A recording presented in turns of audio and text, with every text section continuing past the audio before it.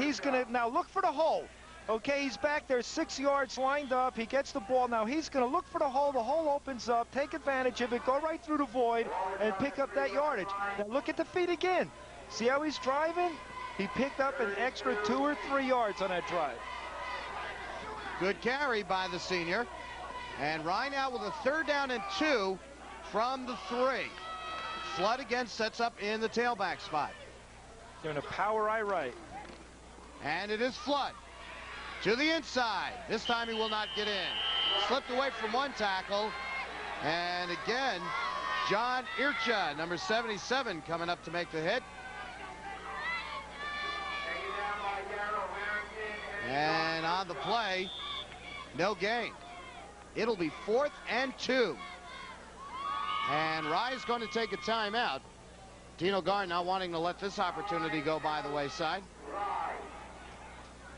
And he'll decide in the huddle whether to go for it. As we mentioned, they can pick up the 1st down without getting the touchdown. They're 2 yards away from the 1st down stick, 3 yards from the goal line. You know, it's interesting here because it's the beginning of the game.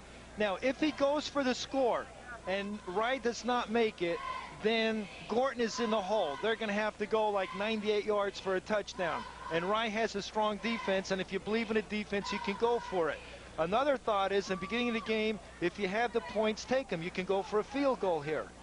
So either way, now, early in the game, I think if you go for it, you don't make it, they're in a hole. If you do go for a field goal, you're not really going to lose that much. All right, you saw Don DiMatteo in the huddle with his moon headphones on. I really like to get the points, though. You know, I mean, you know, if there's any doubt or they're tough, now Gorton's in a 6'5". They could have a blitz on. They could have the defensive guards, you know, pinching in. That's going to take care of the middle. They can loosen up the middle linebacker. He can go from tackle to tackle and polish up on anyone that's going to break through. It's tough down there. And if you're confident in a field goal, you could go for 3. But this is the decision of Dino Gar. He's the head coach. That's why he's down there and we're up here, John. Well, he's got a good kicker. Riebling's been very accurate from this distance, especially with extra points during the year. But he wants the touchdown. And the Garnets will go for it. 4th and 2 from the Gorton 3-yard line.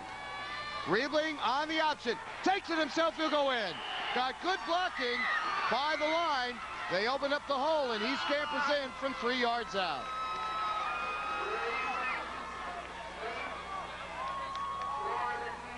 You see Riebling right here. What he does, he just gives a little fake to just keep the defense off balance. Now he goes over the right side.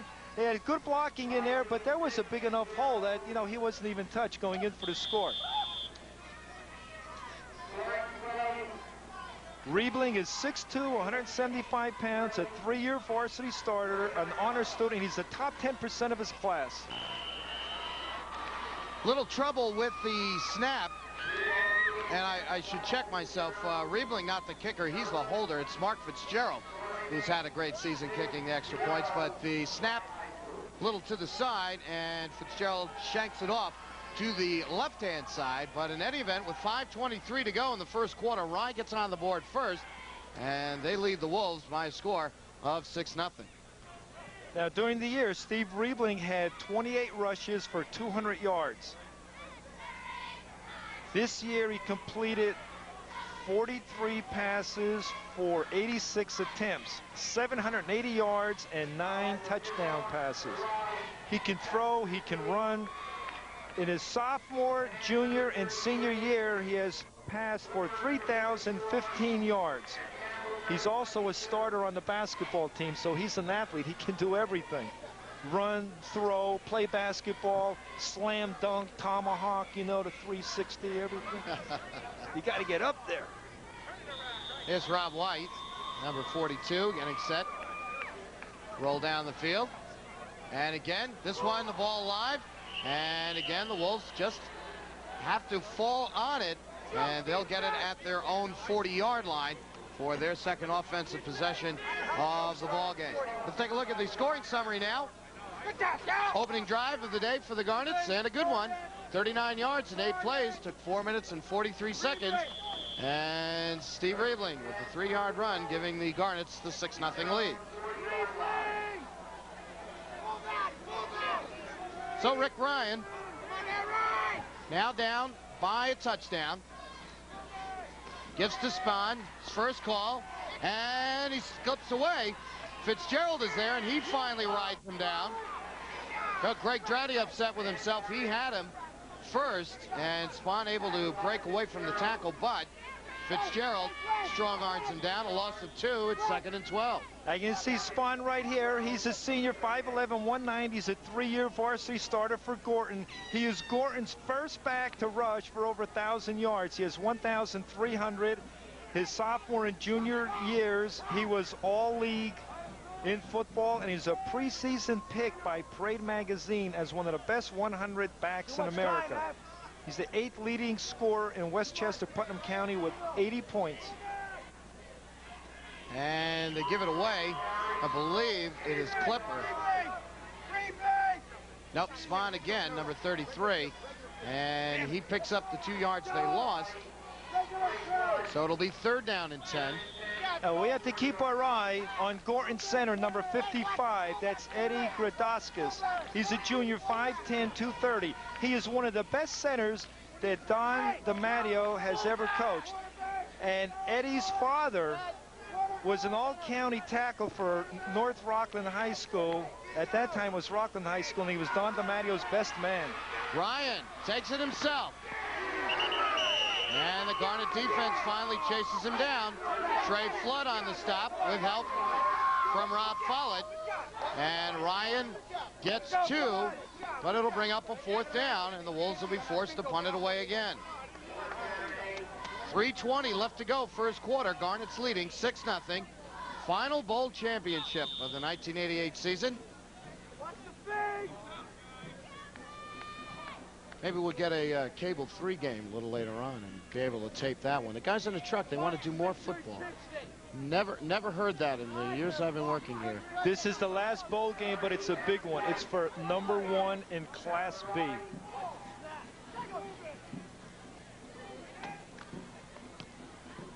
Spiral, kind of short by Farella. And the Garnets will get it back to the 32-yard line.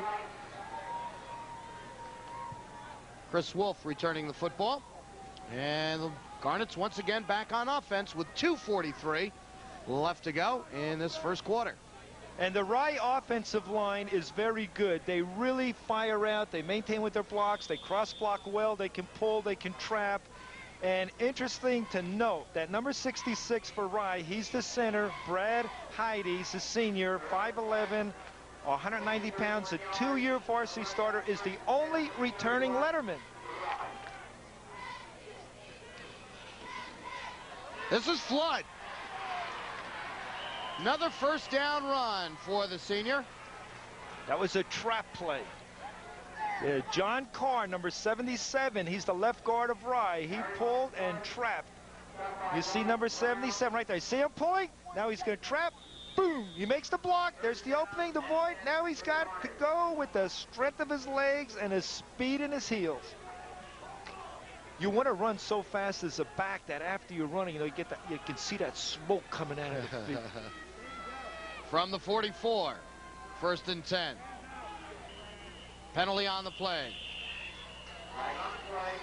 And John Carr, number 77, the left guard of Rye, when we had Rye and Woodlands on Cable 3, he was voted the most valuable player of the game by Cable 3 and the only lineman all year long. They're all usually backs. The backs get the glory, and the linemen just do their jobs, and they accept the fact that they're not going to get it. They're just in the trenches battling. They're doing war. So the 5-yard penalty assessed to the Wolves. It'll bring up a 1st and 5. Might be a down here that Dino Gar could play with if he chooses. Well, he can't be conservative. You just got to really go with the plays that you're confident with. You just can't go off tackle. Play the whole field. Well, they give it to Trey Flood, which is a pretty good call no matter what you do. And Flood gets the first down to the 45-yard line. Pickup of 6. And the Garnets with 4 first downs. Now look at Trey. Look at it. Another trap right here. Another trap. That was Joe Pinto pulling and trapping. Now here's Trey Flood. You see him as a great runner, but you have to also look at him as a defensive ball player. He's the second leading tackler on the Rye team, and he made 76 tackles.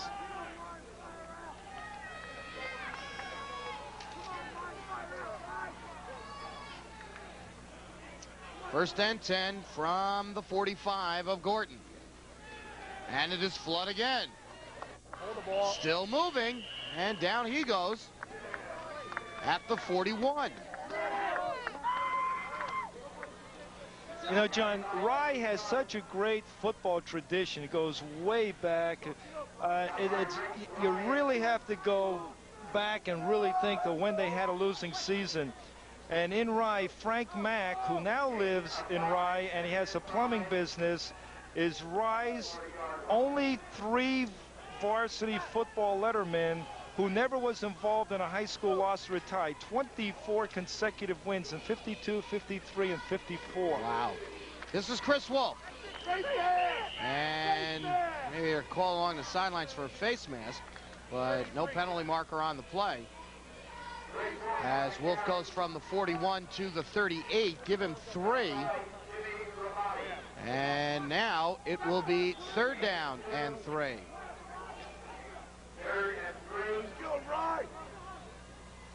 Clock running down, and the Garnets will not run off another play as the first quarter has come to an end here at Memorial Field in Mount Vernon in this Conference 2 championship.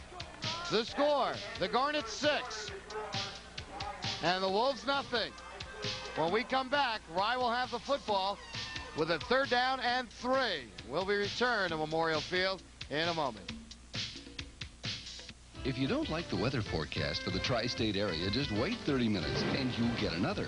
Because every 30 minutes on the weekend, the Weather Channel, and only the Weather Channel, gives you the latest forecast exclusively for the tri-state area. So whether you plan a trip out of town or a picnic in the park, you can get your weekend weather when it's convenient for you. Tri-state weather every weekend from 7 a.m. to 3 p.m. on the hour and half hour, only on the Weather Channel. Back here at Memorial Field in Mount Vernon, 6-0 the score at the end of the first quarter. Steve Riebling on a 3-yard run with 5:23 left in the first. Getting the Garnets on the board first.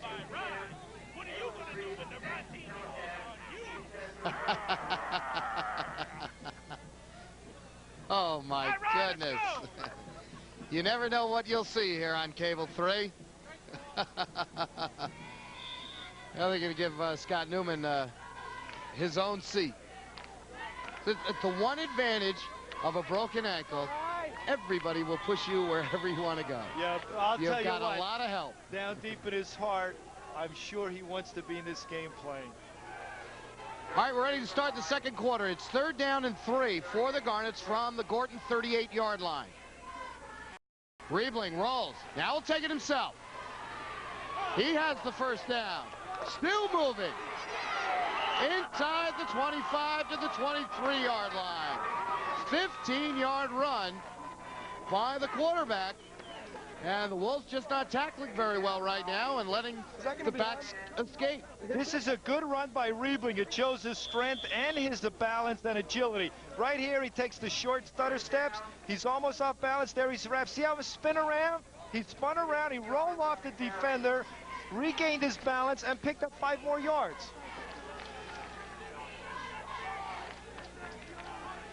First down, number 5. 11.5 to go, second quarter.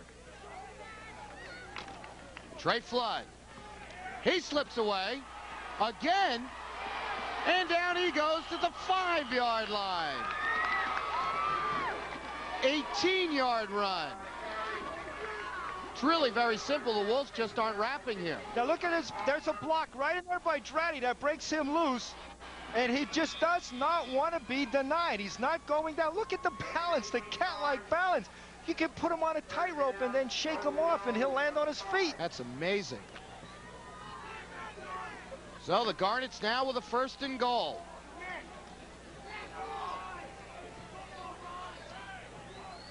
Power eye right. Riebling to Flood. He's got a sprint to the outside. He's in there.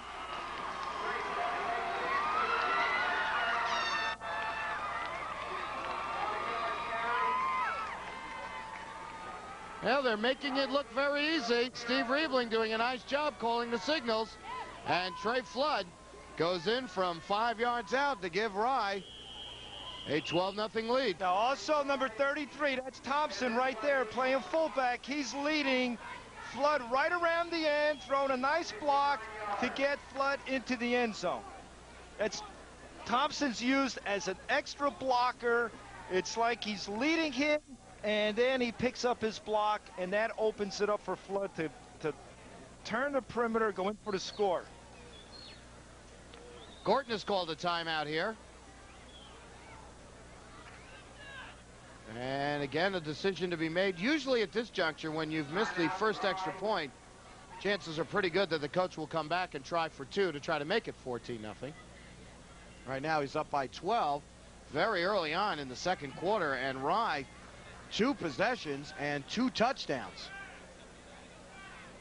And you have to give credit to the offensive line. They are really blocking all year long. They have been doing it, and Dino Gar has done an excellent job with the offensive linemen. Now remember, only 1 returning letterman, Brad Heide on that line, and Dino Gar has he has those guys firing out, and they execute their blocks. They crisscross, they pull, they trap, they lead, and that sweep that Rye runs to the right and to the left is awesome. Here you see Trey Flood down along the sidelines.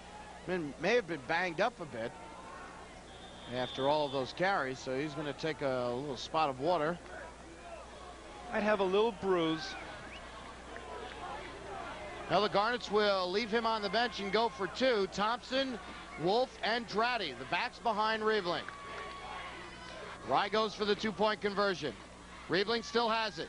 Now pitches it to Dratty. Dratty lowers the head, and in he goes.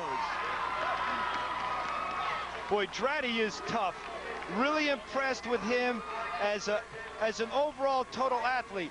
Now here's Riebling right here. Here's the option. Puts it right in his stomach. At the last second, he pulls it out. He's running around. He knows that someone's going to come right on him. He pitches it out to Dratty. Dratty stays in bounds with his balance, goes in for the score. Dratty is 6'4", 200 pounds, 2-year varsity starter. He's a bone-crushing blocker, and I really have a lot of respect for him as a football player. He might be one of the best football players that has come out of Rye in a long time. He can play wingback, he can play fullback, he can play defensive end, he can play linebacker. He's talented. He has the potential. He's a Division I college football prospect. Penn State's looking at him, Boston College, Richmond, University of Connecticut. He's also a starter on the basketball team. He has 23 catches for 431 yards, 4 touchdowns, 26 rushes for 246 yards. He's averaging 9.46 yards a rush. I'd like to see him go to Penn State. Well, you didn't get to see it there, but on the kickoff, again, Follett just rolling it into the ground, and Gorton has to field it and jump right on it at their own 45-yard line. And this will be their 3rd possession of the day, and they have punted twice so far in the ballgame. Rye has had it twice, and they've scored 2 touchdowns. Well, see, when Rye's kicking off, they don't want to get the ball to Spahn, who's playing deep for Gorton, because if Spahn gets the ball, he puts a juke move on at his speed, and he can break it. Wolves bring Victor Smith to the near side, but they go on the ground game. It's Jason Campbell, 22, and Greg Dratty comes up to make the hit. Little help from Liam Doherty as well to cut him down, and Campbell loses a yard. It'll be 2nd down and 11. Scoring summary on the last drive by the Garnets: 78 yards in 8 plays, took 3 minutes and 52 seconds, and Trey Flood with the touchdown, a 5-yard run. Jason Campbell, number 22 for Gorton, is a senior. This is his first year playing football. He's a 3-year starter on the basketball team, and Volpe, who's the basketball coach, encouraged him to go out for football.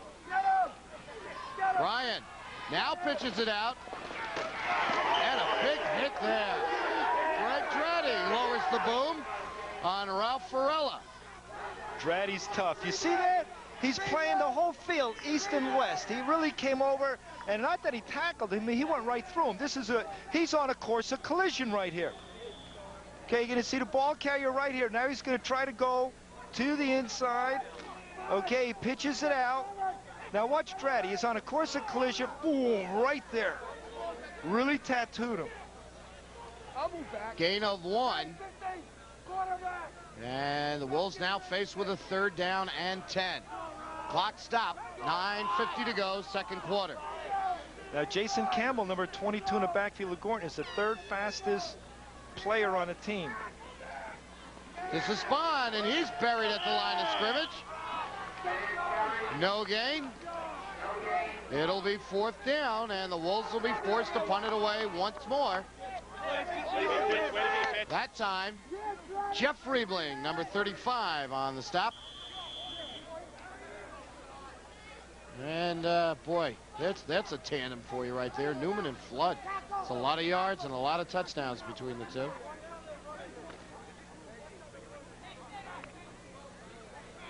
So the Wolves with only 3 total yards to this point of the ball game, punt for the 3rd time. Farella, good kick, nice high spiral. And no return whatsoever. The Wolves do a nice job as Rob White makes the catch, but coming down to lay the hit on, number 7 for the Gorton Wolves, and that is Anthony Stewart. So it'll be 1st and 10 for Rye. This time they'll start it up at their own 18-yard line. And right now, Rye's in the driver's seat. If they keep on establishing this running game, you really have to be cognizant of Riebling on a play-action pass or dropping back, because he can really throw. Dratty can go get the ball. He's a possession receiver. So they're in the driver's seat right now. Gorton's going to have to come, fire across, try to make a mistake, create a fumble, or if it is a pass, an interception. Riebling to throw down the sidelines and came up short, looking for Fitzgerald, but he was covered pretty tightly by Victor Smith. There was heavy pressure on Riebling in the backfield, and he just dumps it away. And Rice mixing it up. Everyone thinks that, you know, on 1st down they're going to run, they throw a pass. That's what you have to do. Mix it up. Keep the defense of Gorton guessing, keep them off balance. Dino Gar along the sidelines. When he was at Westlake and then moved over to Rye, he had a streak of about 8 straight games on Cable 3, never coming up a loser. And then last year, the Harrison game, he lost that one 6-0. And that ended that streak. But he did come back in nice fashion with a whopping over J.F. Kennedy. This is Greg Dratty. Dratty to the 22-yard line. Pick up a 3. His first carry of the night.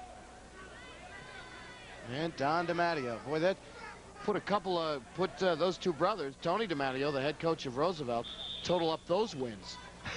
Well, not only that, but the DiMatteo brothers, they run a football camp in the summertime. And a lot of teams that have won games here were up at that camp during the summer. I was up there for 2 afternoons. They do an excellent job. Don DiMatteo was working with the linebackers, and I was observing him. Really has the techniques down, the fundamentals, and he's really helping ball players throughout the entire of Section 1. 3rd and 7. Riebling again will take it himself and fights forward to the 27, but will be short of the 1st down. John Urcha, number 77, again on the tackle, and Riebling gets, we'll call it 5 yards. It'll bring up 4th down, and Greg Dratty settles back to punt the football away.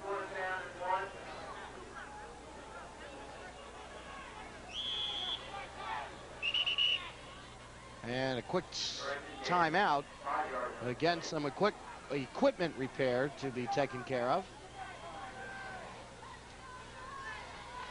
Jason Campbell and Rob Brown, the 2 deep backs for the Wolves, and Dratty will hit this one from his own 15.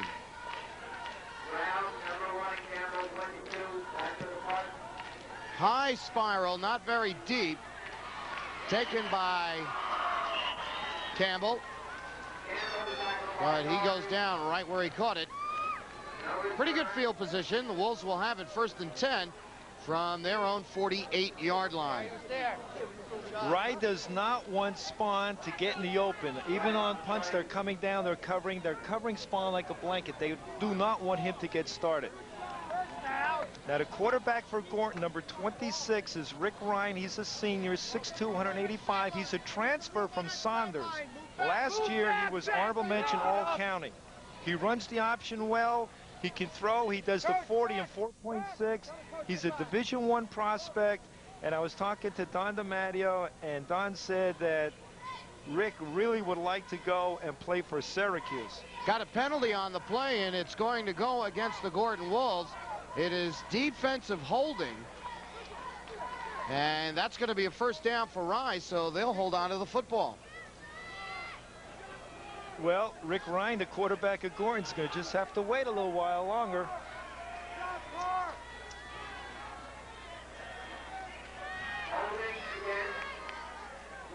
Oh, 10-yard penalty against the Wolves, and a big one there as Rye picks up their 7th first down of the half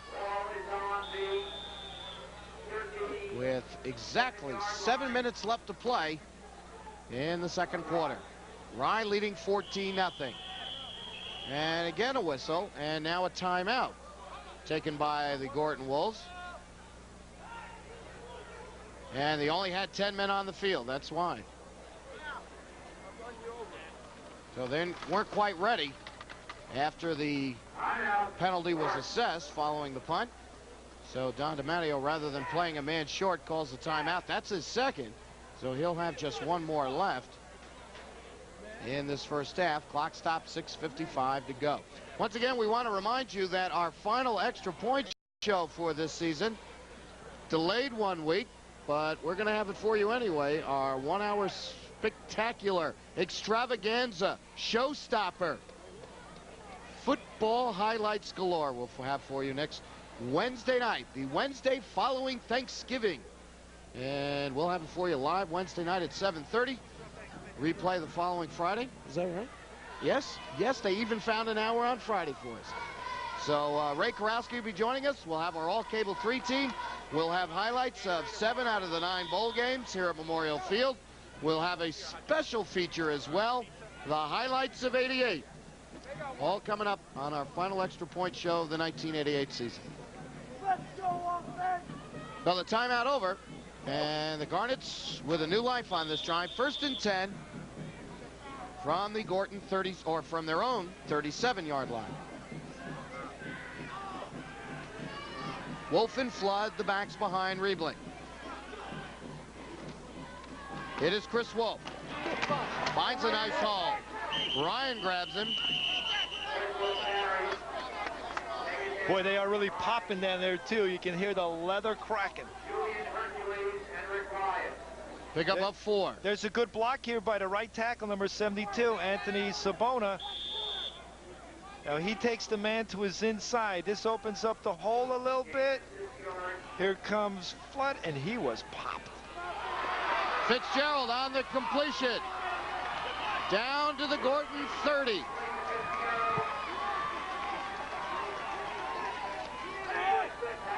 '28-yard completion. Steve Riebling to Mark Fitzgerald. And that is a big play. And the penalty looms even bigger now. And Mark Fitzgerald will be back next year. He's only a junior, 6'2", 200 pounds, tight end.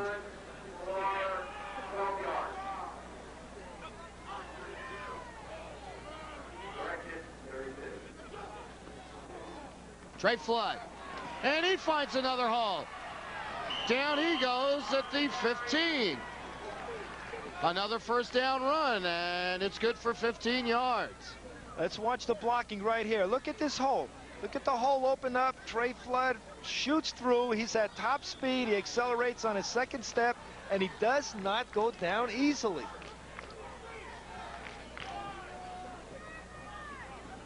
Boy, Gorton just cannot stop these backs. Well, the offensive linemen, the tackles and the ends are blocking down. The guards are kicking the defensive end down. They're creating that hole. 1st and 10 from the 15. Penalty on the play. The key here to watch are the guards of Rye. Just watch the guards. If you're playing in an uneven front as a linebacker over the guard, you got to key them. If they start pulling, you go that way or either come fill the hole. They're waving the flag away. No penalty. So it will be 1st and 10 from the 15. Now watch the guards of Rye. They're coming. And Flood's got the call. Bangs away from a couple down to the 8-yard line. You see John Carr, he's the left guard of Rye. He started pulling and leading the hole and leading up the hole, and then the left guard. John Dornick was also leading up. That's the Rye sweep to the right. Now, when the guard and the tackle are pulling, they're the left guard and tackle. When they're pulling the right side of the line, they're blocking down, and the 2 pulling linemen are leading up through the hole.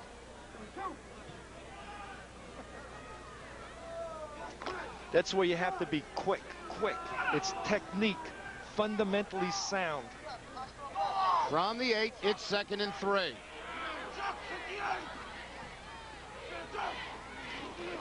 Dribbling to Chris Wolf. Wolf slides inside, and he's inside the 5. Will be good for another 1st down. They're going to mark the ball at the 4. And he gets 5 yards. Now this is Chris Wolf. He's a junior, 5'9", 150 pounds. He's a good hard runner. He had 46 carries coming into this game for 256 yards. He's averaging 5.56 yards a carry. And remember, this drive almost came to an end. Rye actually punted the football away, but a penalty on 4th down gave the Garnets the football back, and they have just continued to drive down the field. Now with a 1st and goal. And there's going to be a face mask penalty. You can see that clear as day. Chris Wolf with the call. And it was Darrell Harrington who gets a hold of the face mask at the line of scrimmage. There you see him coming up here. And Darrell Harrington's a big man, 6'3", 220 pounds, a Division I prospect. You don't want a man with that strength to grab you by the face mask because he can really pull and rip a neck muscle. So from the 9-yard line, this will be half the distance to the goal. It'll turn out to be a 5-yard penalty.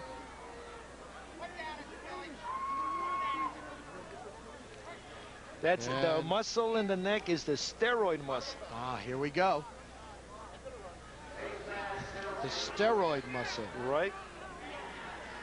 And then in back of that is the trapezius, which goes right up to the base of your skull. All those muscles are important. All football players want those neck muscles to be strong because it absorbs the shock to the helmet, to the head. So that trapezius muscle trapezius you'll see boxers also. Boxers also have the strong, powerful neck muscle because if you get hit in the head, you don't get a concussion that easily. Oh. Because the concussion is caused when you get hit hard, then your head's going back and then the brain's going with it. When you stop, it's the brain crashing against the skull, which creates the concussion. 4-minute warning. Nah, John, the trapezius does not go back and forth. It stays right there. It's stationary. It's a powerful muscle. You see the football players when they do the NCAA, they have their pictures. Their neck is even with their ears. Yes, that's right. And those football players are honor students. They're academic All-Americans, Rhodes Scholars. Well, not all of them. Some of them might be. Now the 4-minute warning being issued to both clubs. Ryan with 2 timeouts left in this half, and Gorton has but 1 remaining. But the Garnets looking very impressive here in this first half, rolling up some big numbers. As a matter of fact, Trey Flood already with 84 yards rushing. This is the 3rd possession of the day for the Garnets. They have already scored on their first 2. And they now have a 1st and goal from the Gorton 4-yard line. And Gorton's in a 6-5 goal line defense. This is man-for-man coverage.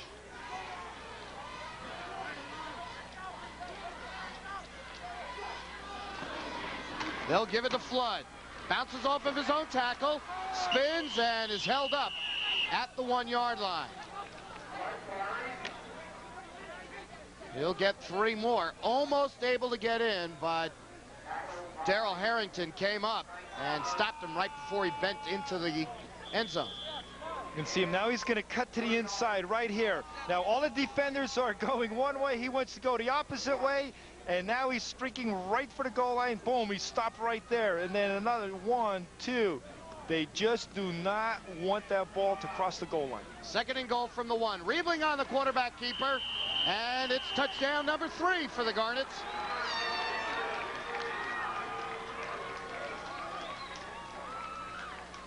And Riebling's 2nd touchdown of the ball game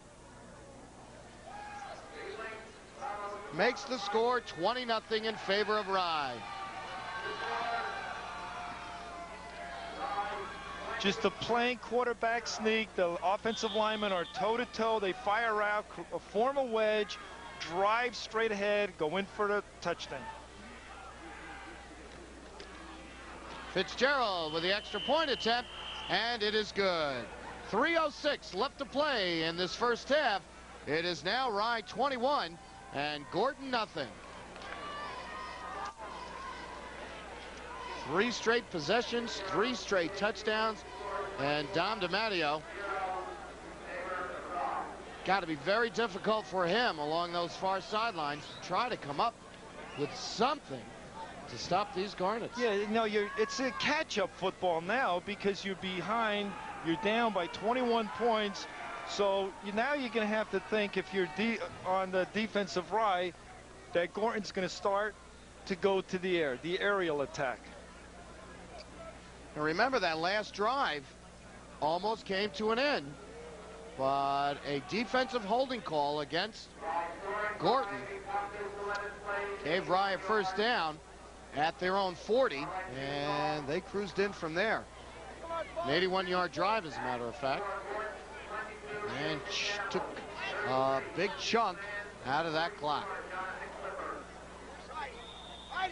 So Follett again set to kick it away. We'll see if he'll send it deep or roll it into the turf again.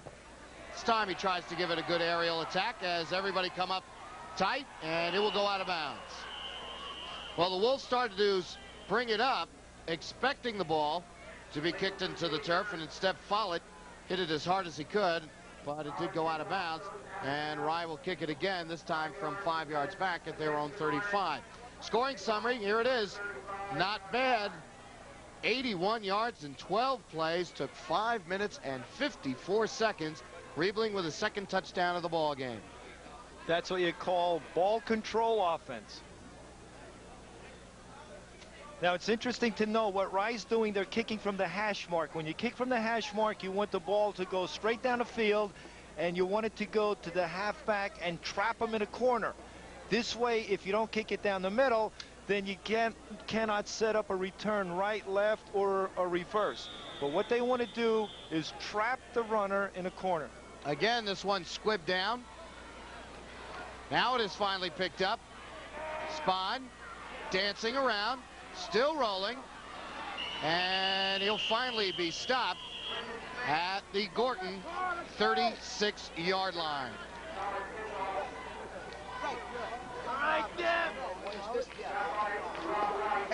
So Gorton only with 3 total yards in the ball game, and we're under 3 minutes to go.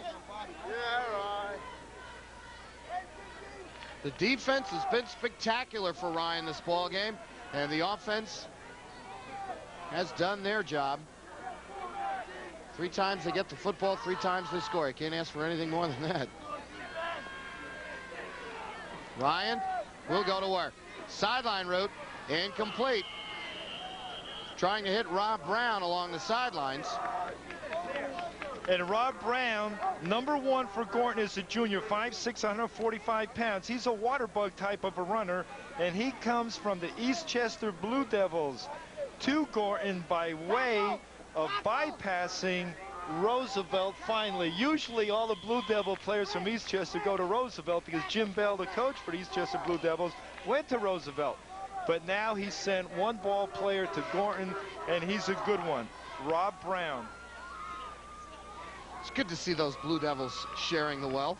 And this year, the Blue Devils are undefeated. Right after Thanksgiving on Friday, they're going to Baltimore to play in a championship game. Here's Spahn. No room at all. Rob Follett makes the tackle. Matter of fact, a loss of 1. It'll be 3rd and 11. Boy, the defensive Rye is tough. They're well coached. John Antonucci is the defensive coach, and he does an excellent job. Boy, you know, we have seen some great defensive coaches. John DiArco of Eastchester, Palladino, Scarsdale, Antonucci of Rye. But, you know, the great defenses, man, that's what takes you to the championships. 3rd and 10. Ryan has it himself, and he's going to get a first down. Riebling, the last man there, and he'll haul him out of bounds at the 31. Biggest gain of the day for the Wolves.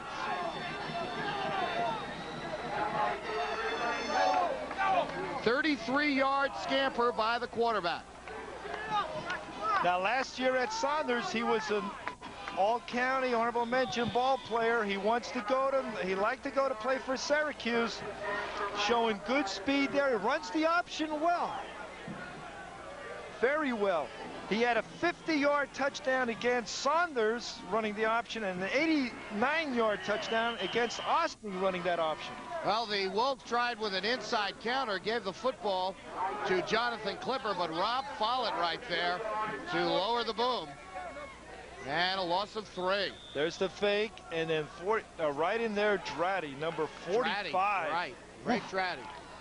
Tough. Hey, you see the coaching staff of Rye utilizing the entire sideline and then some. Standing out there a good 5-6 yards. And Tom Maloney does a great job with the offensive backs for Rye. Here's Ryan again. He is dropped for another loss. A swarming defense by the Garnets. Trey Flood. Ball back to the 37-yard line, and a whistle. A timeout by Gorton. We believe that is their 3rd and final timeout. You see, this is the pressure by Rye. Look at, they're all past the line of scrimmage. They're in the backfield. And once you get the defensive men in the backfield, they're going to trip someone up. They're going to make the back change his direction, go to someone that's pursuing, and it's difficult. You have to get that back clear past the line of scrimmage, and that's where the offensive line has to execute their blocks. The Gorton Wolves, we told you, coming into tonight's game at 7-1-1. Their regular season schedule went like this. They opened it up beating J.F. Kennedy, then beat Ossining, then lost to Riverdale, a game that did not count when it came down to bowl committee time because it's a game not played in Section 1. Then in week 4, beat Pearl River, beat Nyack, beat Harrison 8-0. Tied Portchester 14-14, then beat Sleepy Hollow 12-8, and ended the regular season beating Saunders 19-6, and that win clinched the 2C championship. The Rye Garnets, in their run for an undefeated season, beat Fox Lane in the first week. That gave everybody an indication on how good they were going to be. Then beat Nyack, Tappan Zee, Sleepy Hollow, Woodlands, Portchester, Pearl River, John Jay, the Indians 12-0, and then beat Harrison last week in the battle for the freedom of all mankind, 33-13. 3rd down and 16. Spahn tries to cut it inside, and again, the Rye defense right on him. See what Gorton wants to do, they want to get Spahn in the open. He's a slashing power type of a runner. He's an all-county track runner. He runs the 100-meter dash in 10.9, the 40-yard dash in 4.4. Notre Dame's looking at him, Penn State, Pitt, NC State, Maryland, and Boston College. He's got the talent, but he's got to get out there in the open, so put the juke moves on. And that's exactly what the Rye defense wants to do. They want to trap him, get him before he can do all of his maneuvers and break loose. Pickup of 1 yard for Spahn on that last carry, and Gorton now, as they did have 1 timeout left, so now they have used all 3. Clock is stopped with 45 seconds left to go.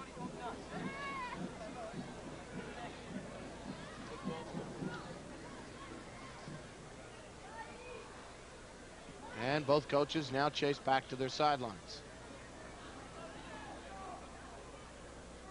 Well, Don DiMatteo went over there anyway. Now here comes Dino Gar. Here's your story. It's, boy, everybody's getting blurry. a little blurry-eyed after 5 days of football. Ryan to throw. Good protection. Airs it out. Incomplete. Through the hands of Riebling. And then Rob White had a shot at it, but he couldn't haul it down. And on the 4th down play, Rye will get the football back. Hey, good protection on this one. He's going across the grain to the opposite direction. The ball's a little wobbly, but to intercept this, you got to get at the highest point right there and hit his hands. You should have it. A lot of times you're back there and you see that ball and you get over anxious and you want to go before you actually catch it.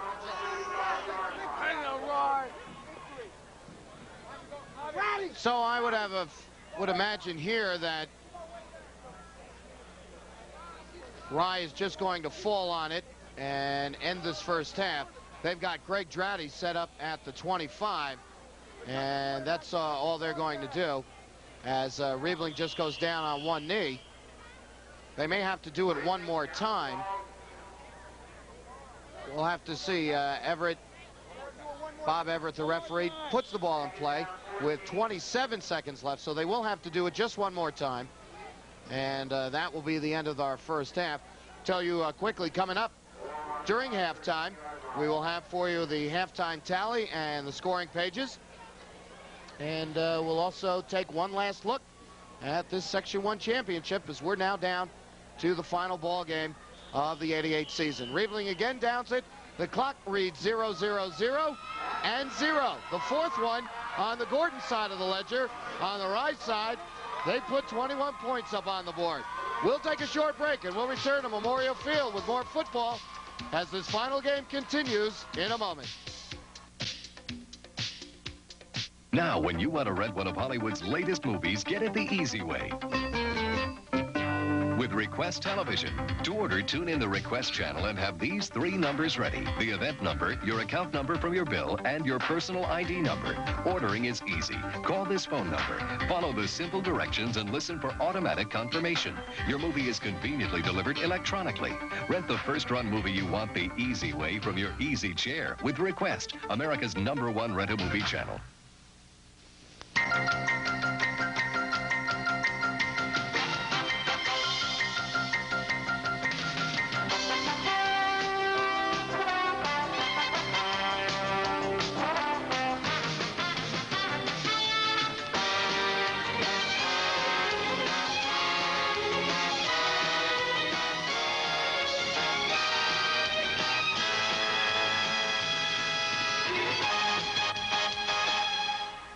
Well, the bands have taken the night off, but the players certainly have not, and Cable 3 is not either. 5 straight days of high school football all come to an end tonight, as we have one half left to go. But before we get to the halftime tally and the scoring pages, let's take a look at the rest of the schedule, as all of the games now complete and in the books. And we have for you our final championship. We started back on Friday, and it was Dobbs Ferry winning another bowl championship, making their 10th straight appearance, and they beat Irvington 14-3 or 14-7 in a Conference 3 ball game. Then in Conference 1, New Rochelle leading at halftime 15-6, but didn't score the rest of the way, and the Carmel Rams went nuts. 28 points in the second half to beat New Rochelle 34-15, earning Carmel a victory, their first bowl appearance since 1977.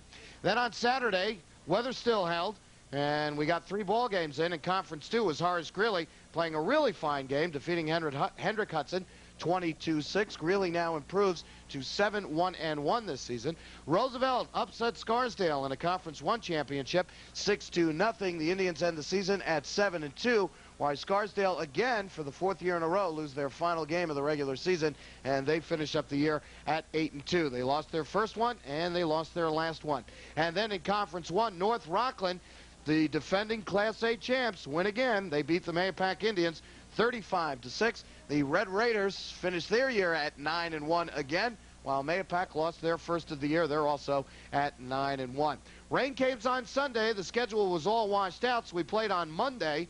And in the ball game you saw here on Cable 3 in overtime, it was Eastchester defeating Pleasantville 17-14. Ralph Zingaro with a 19-yard field goal in overtime, giving the Eagles that bowl championship. And then in the ball game following that, in the Battle of the Unbeatens, Byram Hills remained unbeaten, go 10-0 on the season as they defeated Briarcliff 14-7. First loss of the season for Steve Boyer's Bears, and that was a Conference 3 championship. Then Tuesday night, where we are right here in the opening game this evening, Fox Lane, in just a whale of a ball game, beat Nyack 18-16. The Indians had a chance for the win on the final play, tried a 35-yard field goal, but it came up short, and Fox Lane held on for the bowl win over John Castellano's Nyack Indians 18-16.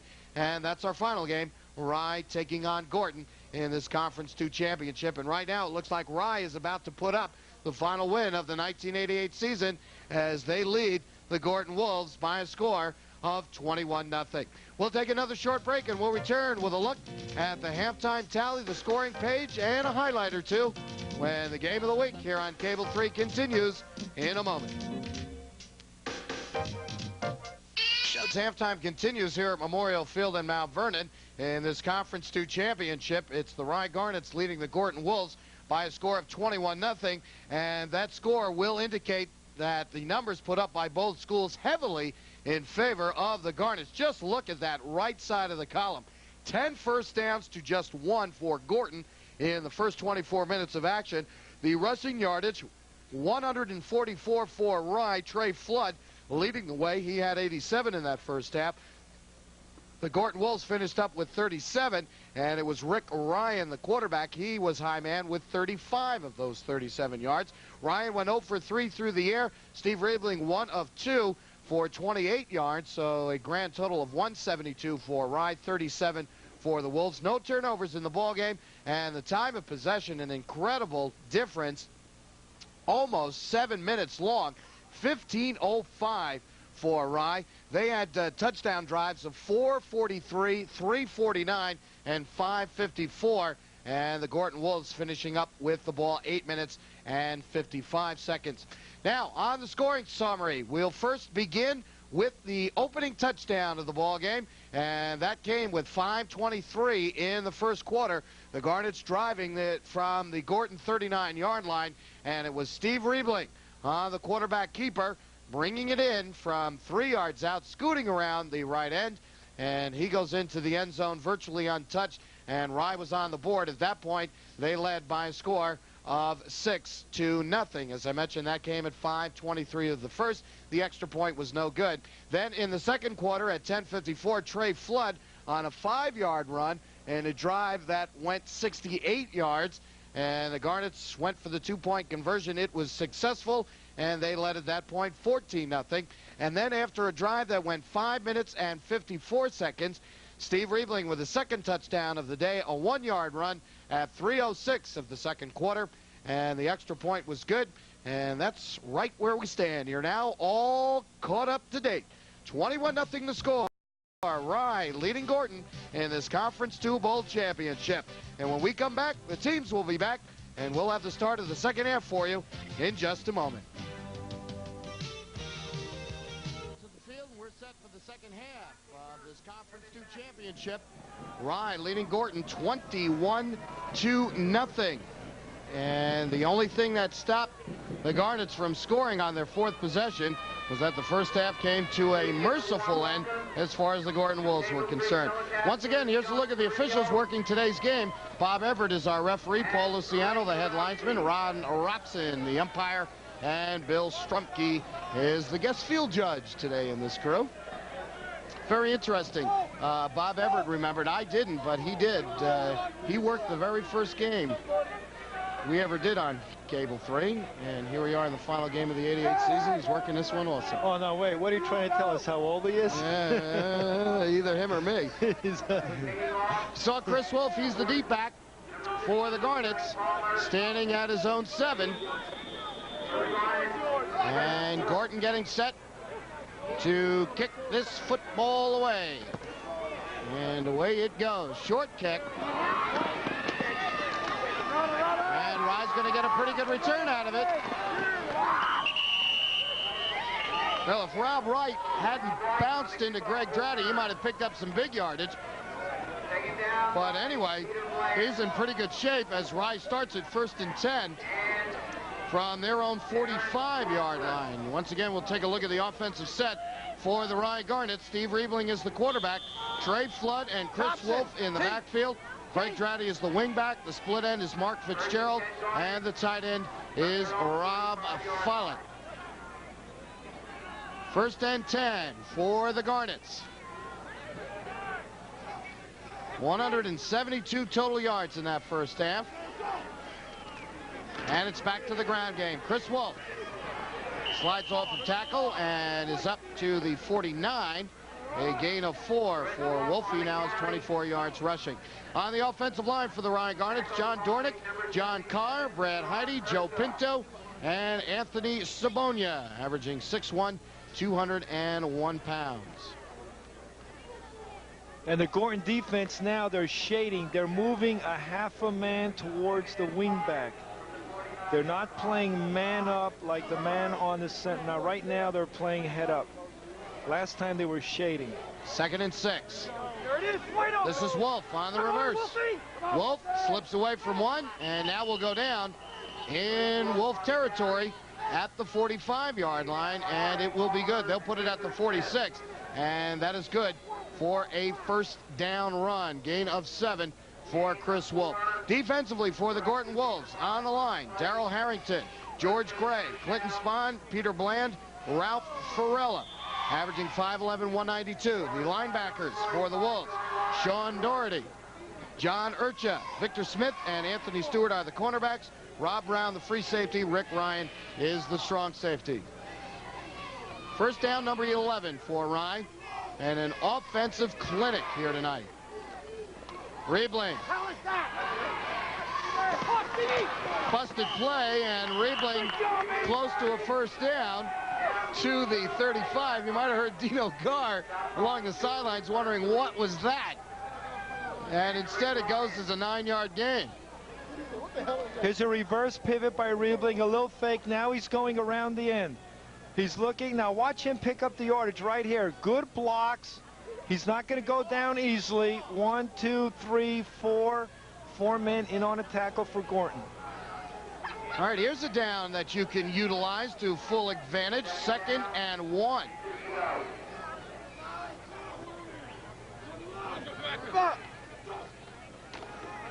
To the ground. Greg Dratty has the first down. Busts the tackle.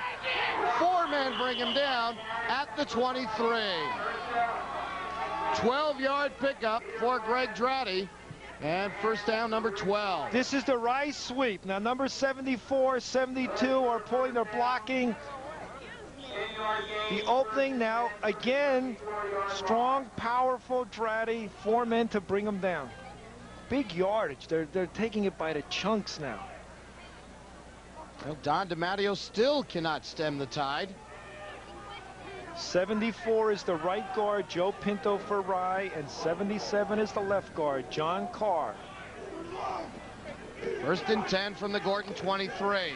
Dratty again. Another big haul. Dratty slides off of the tackle all the way to the 6-yard line. 17-yard pickup. Okay, now here's the same play. There's 74 Pinto, 72 is Anthony Sabona, and they are just pulling, and that's that Rye sweep. It's very hard to stop. They have the guard and the tackle pulling, leading it around the end, Dratty falling behind, and hard to bring down, and they're picking up huge chunks of yardage. 1st and goal from the 6-yard line. Now Rye's in the power I right formation. Dratty again to the 3. That's a counter, and they're going to their left side. They're going with the sweeps, and they're going with the counters. Here's the counter, little fake, and then it goes to Dratty. Again to their left side, again picking up yardage. They see something on that left side. This time John Urcha made the initial hit and held on to make the tackle. 2nd and goal from the 3. Flood in a fullback. Wolf the tailback. Dratty the other split back. And Dratty again, same call. And Dratty down to the 2-yard line. They're picking on the right defensive side of Gorton.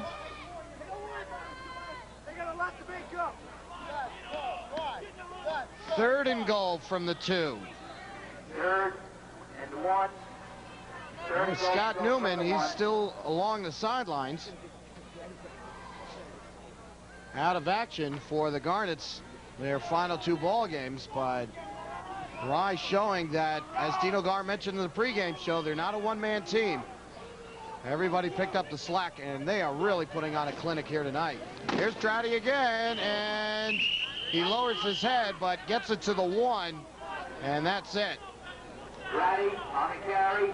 And you can hear the cracking and the popping down there. This is where it's tough, right on that goal line, because the defensive line, they want to fire off the ball and create a new line of scrimmage, 1 foot behind the offensive lineman's feet. 4th and short. Goal to go. So the Garnets to go for it on 4th and goal from the 1. This is what you call digging in. They like the quarterback keeper in this situation. But Riebling still has it on the option. Pitches it to Dratty. He goes in. Very nicely done.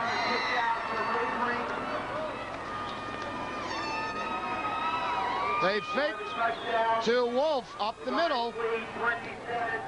And here's the fake right there. Now he's going to go down the line. And once he sees pressure coming to him, he just unloads with the ball to Dratty, who's wide open, and walks into the end zone.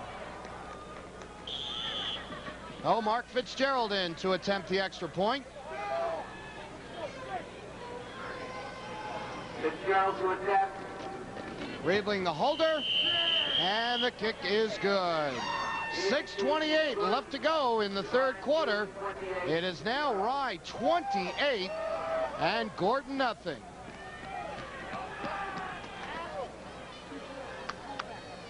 Well, you're the defensive specialist. What do you do? Well, I'll tell you right now, if I had to play Rye in a bowl game and I only had a week to prepare, I would really be upset, because there's so many things they have to be prepared for. They trap well, they run the sweep well, they pull guards, they pull tackles, they cross block. The backs run to the hole. A Rye will get in a power eye right. They'll run a blast. They'll fake to the fullback. They'll give to the tailback 6 yards deep, and then the tailback will read the hole, where the blocking is, and pick it up. And then on top of all that, you have to defense the passing game, because Riebling can throw. He's thrown for over 3,000 yards, and then he can run. So now you have to defend the option. It would give me fits. Al Follett set to kick it away. Spawn, the deep man in the middle for the Wolves. And again, this one popped up. Loose on the field. And the Wolves fall back on it. And they get it in pretty good field position, but the Garnets have done a great job just shutting down the entire offensive attack of the Gorton Wolves. The last scoring drive, another beauty, 55 yards in 9 plays, 5 minutes and 32 seconds. Greg Dratty with a 1-yard touchdown run, his first of the day. I think, John, what you have to do is, going into a game against Rye, concentrate a lot on your offensive game.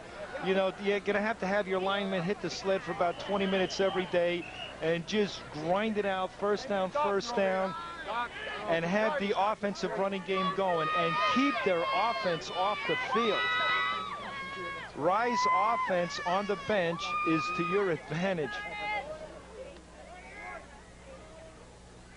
Quick stoppage of play. The Gorton Wolves need the doctor on their side of the field.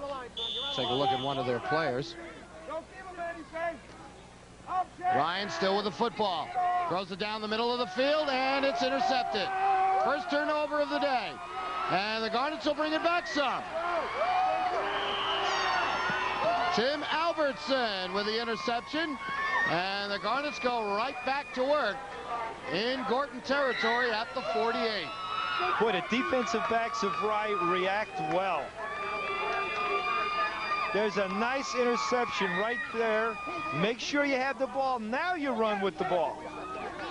It's a good run. Look how he's shaking the tacklers off. They can't get him. There he's going. Look at his footwork. Right, left, trying to put a crossover step in there. Give a leg, take a leg away. There you see the doctor working on one of the injured Garnets, or Wolves, pardon me.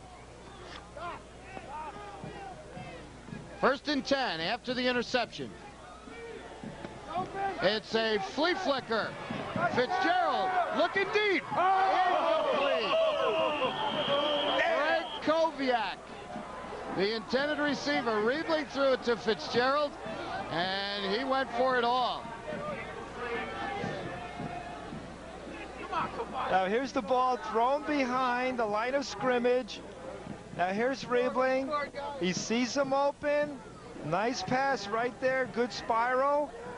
Over the shoulder catch. It just should have been a little bit more to his left. A little bit more to the left, and Craig would have come up with the ball. See, he was running left, and then he had to turn his head to the right. That's difficult. 2nd and 10. Riebling still has it. Cuts it up inside to the 40-yard line. Gain of 7. And Riebling now with 50 yards rushing tonight. Rye faced with a 3rd down and 3.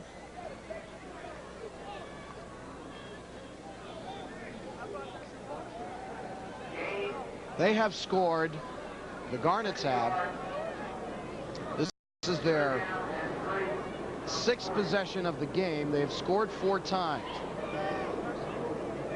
The only time they didn't score, the half ran out on them.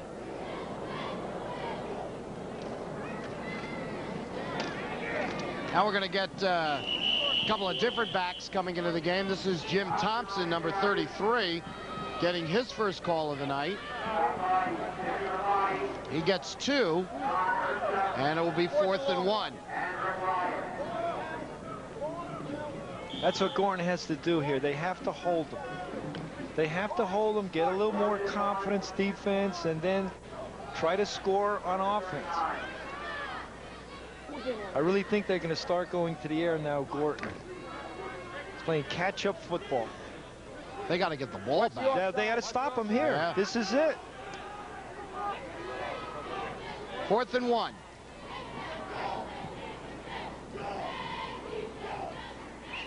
Penalty on the play, delay of game.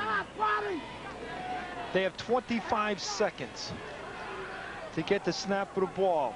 In professional ball, it's 40 seconds. They have a little bit more time. That's why in professional ball, the announcers on TV have a little bit more time to talk about the plays. We have to do it quickly and rush. We don't have that much time in high school. So the 2nd penalty assessed against the Garnets in the game. The 2nd 5-yarder, and changes the scenario a bit. It is now 4th and 6. And the Garnets will go for it from the Gorton 44-yard line. Dratty the fullback, Chris Wolf the tailback. Riebling to Wolf, gets it to Dratty. Riebling the lead blocker.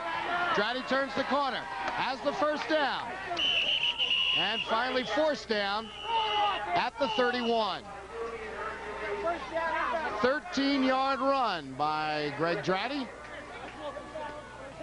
And Dino Gar's using every page. Yeah, he's coming out with little trick plays right there. Just a snap, and then it's a sweep around the left end. And Riebling's blocking. He's a quarterback, and he's used as a blocker. Next thing you know, it's like you're putting him on the line as a guard. You know, you pull and lead it around the end, and a lot of times quarterbacks do not want to go out there and start popping and blocking people. But Riebling's showing his strength, you know, by running the ball and blocking. 15 first downs for Rye. Riebling to Wolf. Kind of smothered up. Nothing really there, and Wolf back to the line of scrimmage. Rick Ryan on the tackle, and also had some help from John Urcha, the linebacker. Has been calling his name quite a bit tonight, and the linebackers had to come up to make a lot of tackles. See, numbers 50, that's 74. That's Pinto blocking right there. He gets stood up. You see where the Gorton ball player just had his forearm underneath his chin. Now, once you get the forearm underneath the chin and drive it up, wherever the head goes, the body will go. The head goes up, the body stands straight up, and then the blocker cannot block you then. 2nd and 9. Trey Flood. Flood inside the 25 to the 24-yard line. 7-yard gain. He now has 94 yards rushing tonight. And Rye faced with a 3rd and 2. That number 77 for Gorton, that was John Urcha. That's the one that had the forearm. You get the forearm, you throw it right into the shoulder pads, you work it up, you try to get that head of your opponent to go up. Now you can control him. 1:40 left to go and counting in the 3rd quarter. Ryan leading 28-0. And on another drive. They go with the reverse the other side. Fitzgerald to throw. Dreddy is wide open. Touchdown.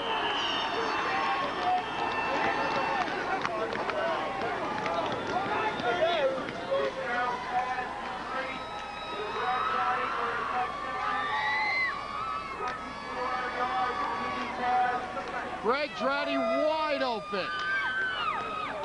There's Riebling. Now Mark Fitzgerald's the tight end. Throws a beautiful pass here. Nice touch. Draddy's waiting in the end zone by himself for the TD. And 2nd touchdown for Draddy in the ball game, and Fitzgerald in for the extra point. And it is good. 1:24 left to go in this 3rd quarter. It is now Rye 35 and Gorton nothing. Now Mark Fitzgerald threw an excellent pass right there, and if he keeps that up, even during practice or what, he may be the quarterback next year. Look at this. Here's Mark coming from his tight end position, sets up, throws a nice pass, accurate pass to Draddy in the end zone, right in his hands, touchdown. I mean, what a versatile offense. I mean, tight ends are throwing touchdown passes. Whew.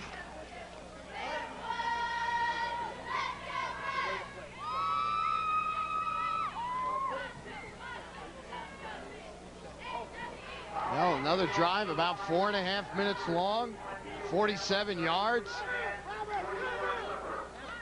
6th touchdown of the ball game, 5th touchdown of the day, I should say.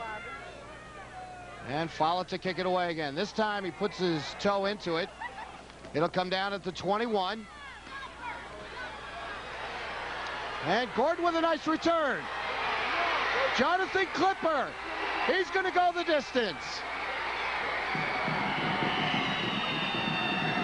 Jonathan Clipper is very fast. He started the year as a quarterback. He's quick. He can do a 40-yard dash in 4.7.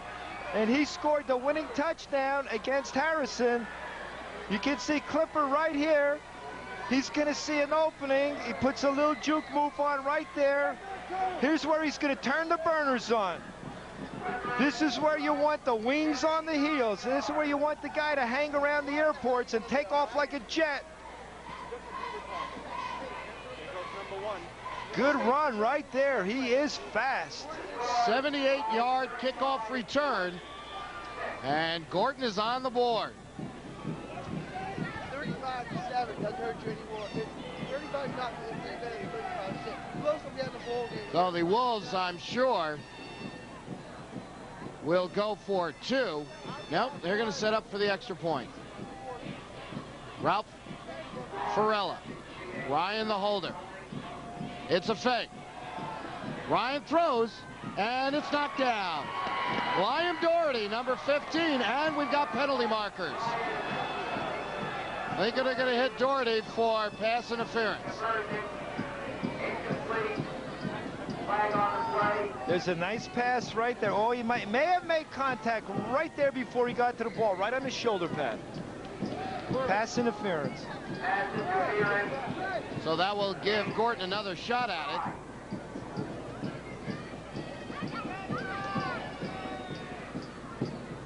Ball is spotted. And After Don this, DiMatteo to the goal line. has sent out what looks to be almost an entire new offense. As the penalty, half the distance to the goal, now at the 1.5-yard line. Now the left guard of Gorton, that's Frank Palmer, senior, 5'9", 160. He's a 3-year varsity starter. Last year he was honorable mention All-City. And he really wanted this bowl game and came into it wanting a victory. Ryan still has it, pitches it out, and they won't get in. Jason Campbell got the pitch on the option, and the defense came up. Shut him down. Trey Flood with the tackle. And the two-point conversion no good. 1:09 left third quarter. It's 35-6.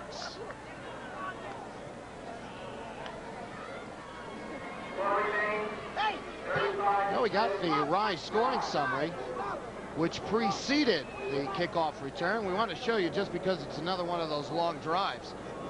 337 in length, 47 yards, 8 plays, and the 24-yard toss. Fitzgerald to Dratty.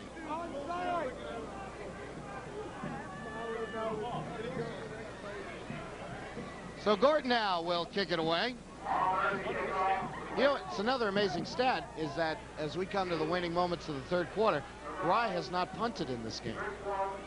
I'll tell you, offensively, they are so strong. It's awesome. It's frightening. They do so many things so well, running the ball and knowing that Riebling's back there to throw the ball. You really have to defend the entire field, north, south, east, and west. It's a tough, tough job to do, especially if Rye is controlling the ball for a long period of time. Try an onside kick. Ball bounces around, picked up by the Garnets, and they recover at the 38. 1:06 to go.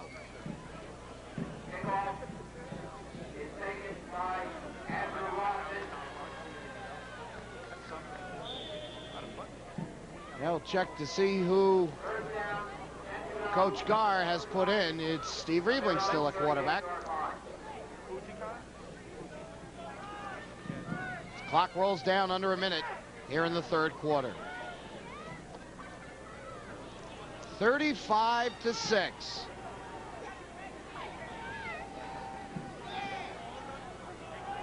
Dratty in the slot. Wolf, Flood, the backs behind Riebling. And Riebling rolls. He'll take it himself. Follows his blockers. And he's inside the 45.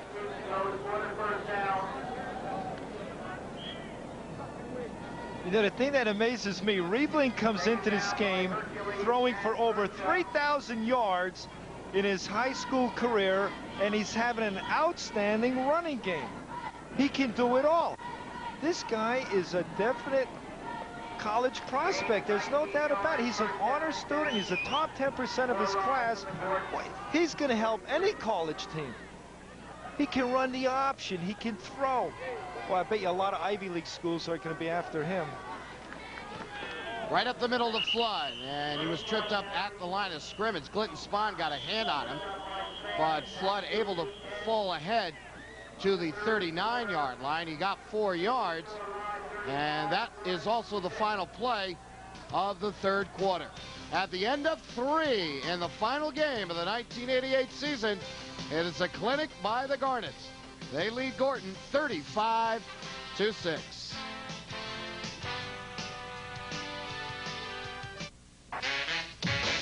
It's bound to happen. Once in a while, we'll lose a viewer or two. Even though our audience loves to watch their music, hit music, they have other things to attend to. VH1, the other music television. we've got exactly what you're looking for, even if you're not watching.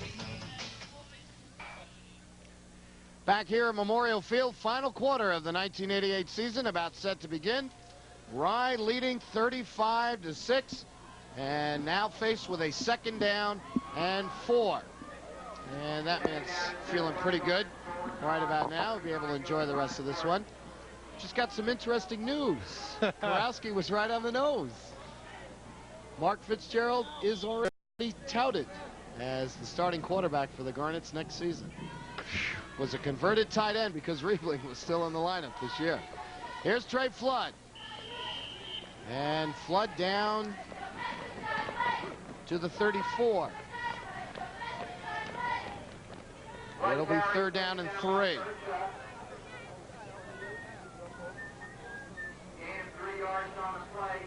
3rd down and 3 from the 36. 101 yards for Trey Flood in today's ball game. 87 of that coming in the first half. 3rd and 3. It is Jeff Riebling as he tries to fight for the first down. Looks like he's going to be about a yard shy, but they will stop the clock and take a look down the sidelines. And you know that defense, Coach, I noticed after every play, guys making the tackles, getting up just a little slower each time. They've been on that field an awfully long time in this game. Too long of a time, and the Rye offense, the linemen are just firing out. They're just pounding away. They're picking up yardage in big chunks. That was one thing I said on the top of the program, that the defense of Gorton really had to have one of the best defensive games that they have ever played all year. 4th and less than 1. From the 33, and Riebling on the keeper, and he'll get 2 yards and pick up first down number 17 for Ryan this game. Garnets have only thrown 4 passes so far tonight. For the most part, have kept it on the ground, have rolled up big numbers on the yardage board, and have taken out large chunks of clock as the game progresses. Now under 10.5 to go. Fitzgerald now a quarterback. This is Jeff Riebling, and he pops away from a tackle or 2 and is down to the 25.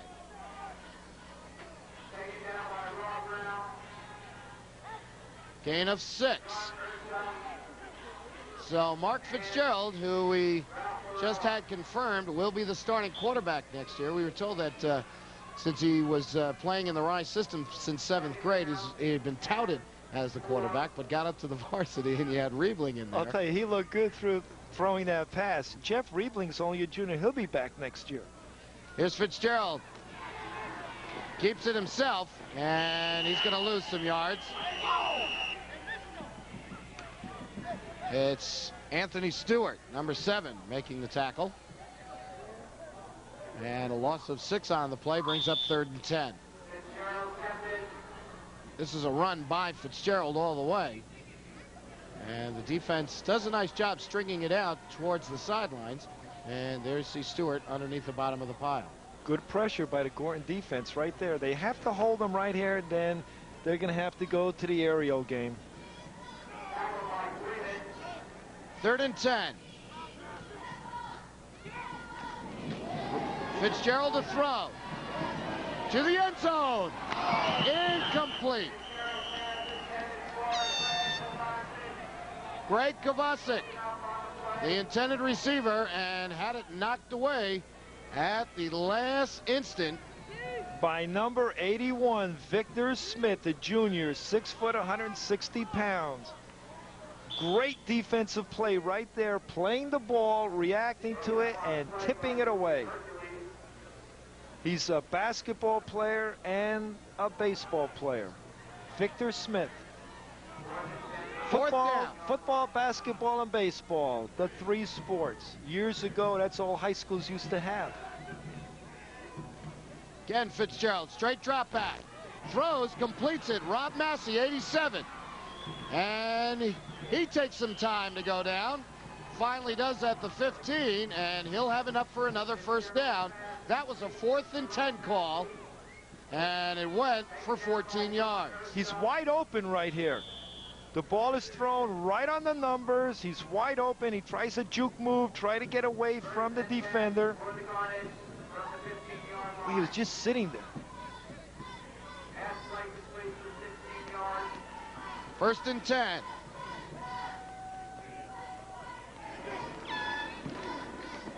Jeff Riebling, and he is met head on right at the line of scrimmage. Thompson, pardon me, number 33 Thompson, Jim Thompson. And he's a junior, 5'10", 185 pounds. A lot of juniors in there playing now, getting that experience. They're in a bowl game and going into the season next year, have a good year, come into another bowl game with experience. Very important.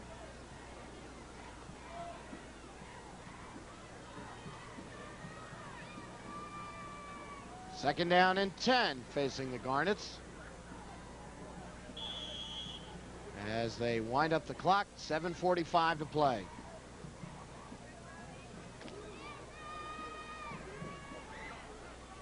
How well they run the offense. No mistakes, no fumbles, no turnovers. Thompson, Wolf, Riebling, the setbacks behind Fitzgerald. And this would be Riebling. And he is caught from behind. And coming up to make the tackle, Ralph Farella, 5'8" senior defensive end. And Jeff Riebling gets 2 yards.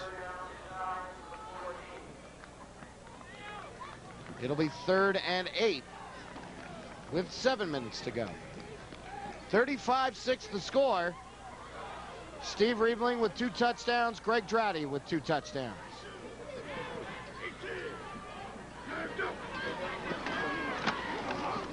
Thompson inside the 10 to the 8-yard line. He'll be short of the first down marker. Picks up 6. Rob Brown making the tackle. And in all of Section 1, the only undefeated team as it stands now is Byram Hills at 10-0. And Wright comes out with a victory here. They'll be the second team 10-0. Isn't that really amazing when you think about it? 79 teams in Section 1. You play a 9-game regular season schedule, then a 1-game championship, and you end up with 2 unbeaten teams. 1 in Class B and Byram Hills in Class C. Not a 1 team in Class A is undefeated. Penalty on the play, delay of game against the Garnets. Their 3rd penalty, 15 yards.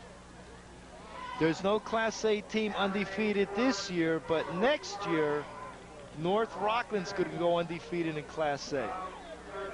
They really look good for next year. Now, North Rockland has only 1 lineman graduating. All the other linemen on that offensive line are juniors, so you know that they're going to be strong. And they have another good back coming up. And remember, his name is Walker. He's going to be a good one. Oh, man. He's just a hair below Williams and Derek Owens. Incredible. 4th and 8. Riebling in motion. Fitzgerald drops back to pass. Fires. Incomplete. Intended receiver, Rob Massey. And the Gorton Wolves. The defense finally holds, and they'll get the ball back. This one's got a little speed on it. Yeah, right there, a little low, right there, boom. See, he was already down. He was reaching for the ball.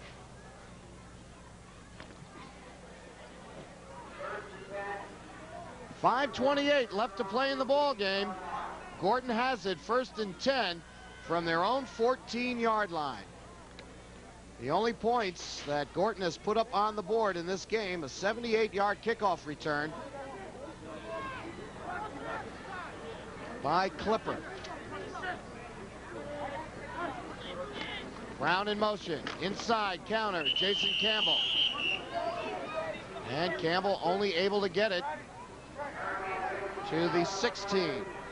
Gain of 2. See, Gorton's just having a hard time cracking that line of scrimmage, getting through it. Once those backs get through the line of scrimmage and in the open field, they can put their moves on and rely on their speed and pick up the big yardage. But the Rye is denying them of getting through.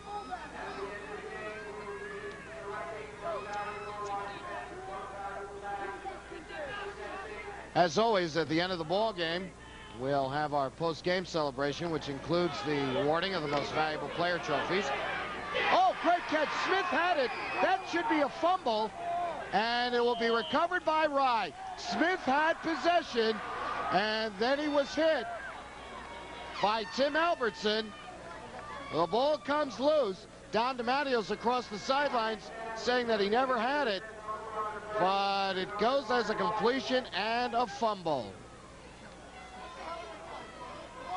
Now, Tim Albertson, what he did when the ball was caught, he stripped him.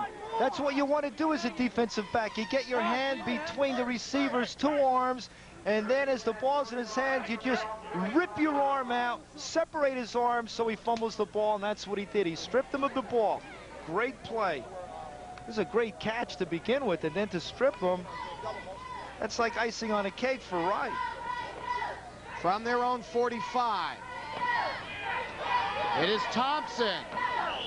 And again, it is 3 Wolves that are needed to bring him down. And you can see how slow they continue to get up. But just as they get off the field, they finally do the job. They finally stop him. And then a turnover brings him right back out. You know, I mean, he stripped of the ball, and you would like a little luck in the game of football also and have one of your men there to get the fumble. But it turns out that Rye's there to get the fumble. So we're now down to the 4-minute warning. Each team with all 3 timeouts remaining. But right now, this purely academic, as Rye just put on a clinic here tonight. Be interesting to see if this was Rye's best effort of the season. I really have to question if they had a better game than this one. Well, when we had them against Woodlands, the first 5 times they had the ball, they scored. And then what Dino Guard did, he put the second and third team in. I believe that's a little fan club for Brad Heide, the center. A couple of signs in the stands. I didn't see any for Karowski out here tonight. I haven't seen any for Karowski all year long. Hey, block, yeah. Chris Wolf down to the 40 of Gorton. Good for a first down. You see how the offensive linemen of Rye are really firing off the ball. They're making contact with their man. They're controlling them. They're driving them back. And that just opens up the hole a little bit bigger for the back as he's reading to go through.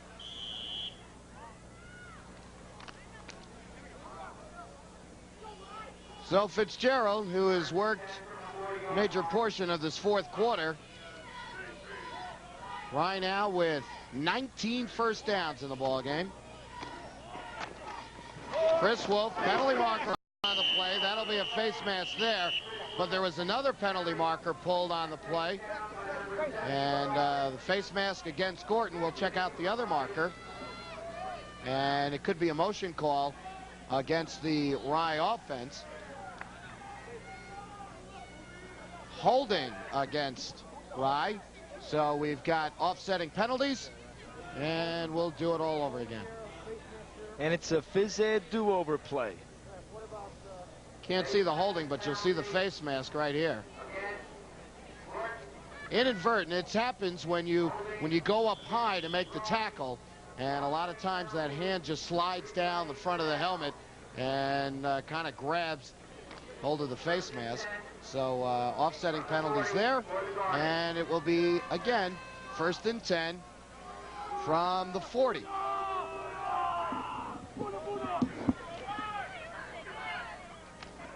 Fitzgerald to Thompson, and Thompson to the 36-yard line. Gain of 5.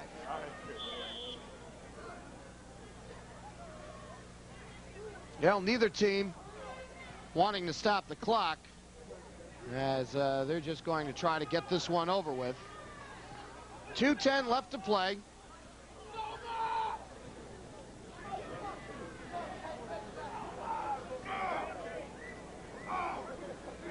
Second and 4.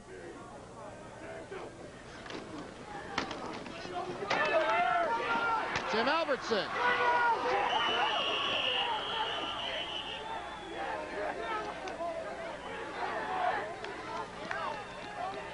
Down to the 20.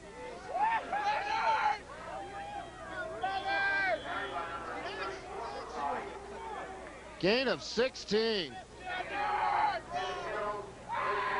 20 first downs for the Garnets.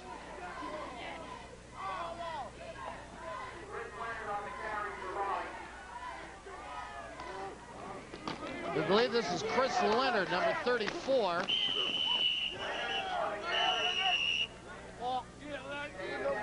And Leonard on his second carry to the 16-yard line, a gain of 4. And the clock continues to roll on home. 1:10 to go. And Dino Gar is going to chalk up his 4th consecutive bowl championship. Garnets making their 6th consecutive appearance. They beat J.F. Kennedy 2 years in a row, 87-86, beat John Jay in 85.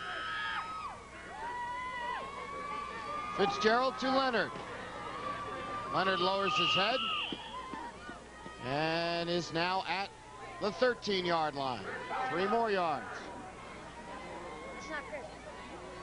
Clock still rolling, 30 seconds to go. Rye will have to run one more play, and this one will be over. And as I take a look at the sidelines, we may have our Gatorade dunk of the night. So the clock rolls down. Rye will not run off another play. Good job, Rye. And the Garnets have done it. 35-6. Good job, man. Work on together. Let's go. Shake hands. Shake hands. Shake hands. And here comes Testing, 1, 2, 3. the Gatorade.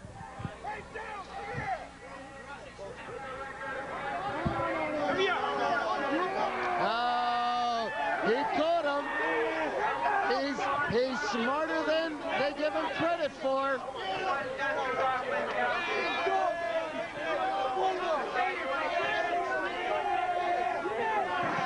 They got him.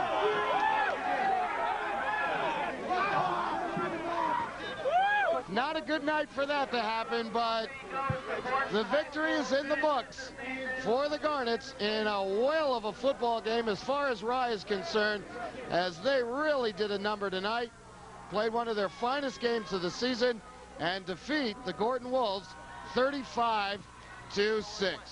In just a moment, we'll be down on the field to begin our post-game festivities, which include the most valuable players and the winning coach, Dino Gar. And we'll return to Memorial Field in Mount Vernon in just a moment.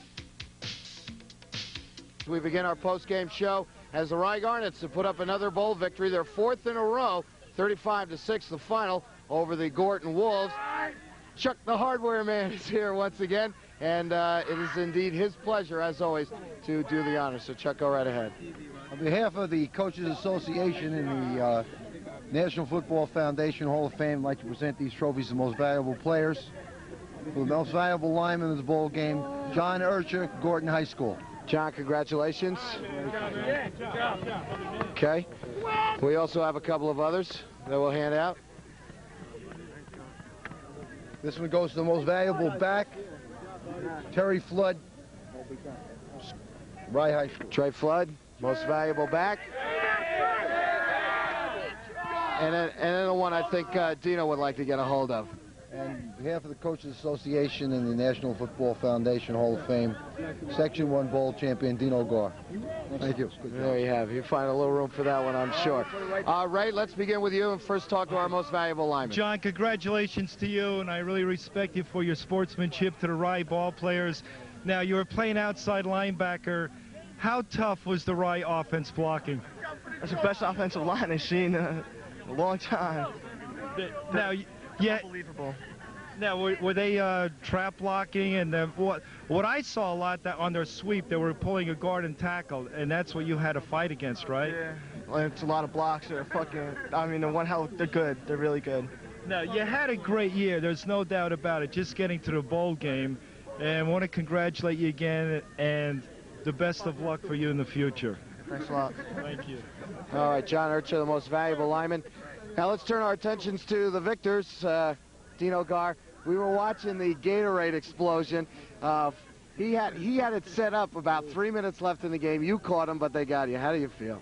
I feel terrific. This is a great group. We played a great team against Gorton, and I just think, again, these kids, they came with a purpose this year, and they became young men, and they went 10-0, and that's just a great, great feeling. They'll never lose it. Yeah. Is this the best game they played all year long? It's one of the best games against a real great team. I think, we played some real tough teams this year, and I think 4 of them went to bowl games. So, I think when you win 10-0, you gotta play good every week. No question about it. But also when you go through an entire game and not have to punt during the game, you score on every possession in the first half except when the half ended. The defense did a great job. You had Gorton's defense out on the field all day long. You told us during the pregame show this is not a one-man team, and I think you really proved that tonight. What is the key, though? Is it the heart of these kids? You keep using the word team, and I think that's the heart of the team. And Trey won it this time and is valuable back. But I think if you look at it, we have 44 valuable players, really. Going to Disney World? I'm throw that in anyway. Already. He already is. Trey Flatter, most valuable back, Ray. He had a pretty good ball game for himself. Trey, you had an excellent ball game. Congratulations. Was this the best running game you had this year? Nah, I don't think so, Coach. What do you think, huh? I'm going to Disney World. You had a better game than this. It's unbelievable. Now, you're undefeated. There's no doubt about it. Do you really think that this is possibly one of the best Rye teams in many years? I think so, Coach. I think so. We started out in the beginning of the year as a family, and we ended as one, 10-0. That's what it says. Now, what was the best play for you in running this game? Was it that sweep or a trap up the middle? Most of the time, I'm a fullback, and that's my job. Most of the time, I block. I can run the ball, too, but I think I did a well-rounded job of blocking. You really did. Congratulations. Great job. Coach, I want to ask you, I've seen Rye play. I coached against Rye. I, in my opinion, think that this is the Rye team in the longest time. Well, let's say the last 20 years. Do you concur with me?